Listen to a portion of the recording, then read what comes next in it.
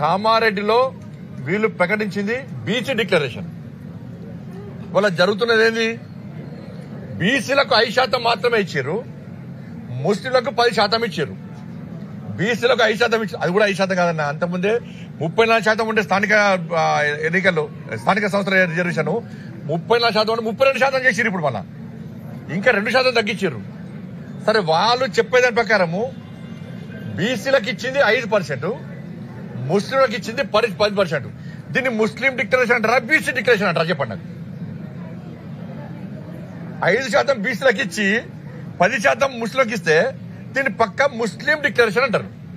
ఇలా కాంగ్రెస్ పార్టీ కామారెడ్డి వేదికగా ఈ తెలంగాణ రాష్ట్రంలోని హిందువులను బీసీలను దగా చేసింది, మోసం చేసింది.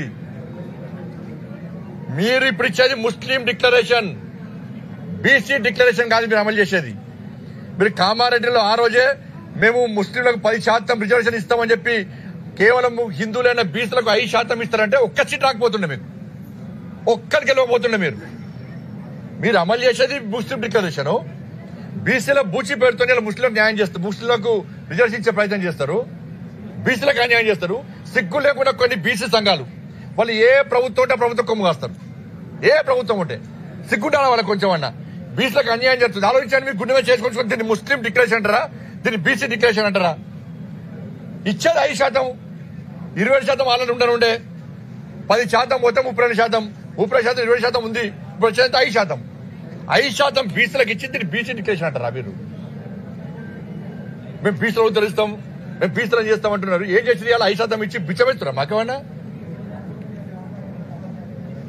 కామారెడ్డిలో బీసీ డిక్లరేషన్ అంటారు, మీరు ముస్లిం డిక్లరేషన్ అమలు చేస్తారు. ఇక్కడ దీన్ని ఏం చేయాలి? ఒక ప్లాన్ ప్రకారం ఇవాళ తెలంగాణ రాష్ట్రంలో హిందువులు మెజార్టీ అయిన హిందువులను మైనార్టీగా చూపెట్టే ప్రయత్నం చేస్తున్నారు. 100% ముస్లింలకు రిజర్వేషన్ ఇచ్చి 100% ప్రతి ఒక్కరికి రిజర్వేషన్ ఇచ్చి వాళ్ళ హిందువులను మెజార్టీ అయిన హిందువులను మైనార్టీగా చూపెట్టడానికి కుట్రలో భాగమే కాంగ్రెస్ పార్టీ ఆలోచన.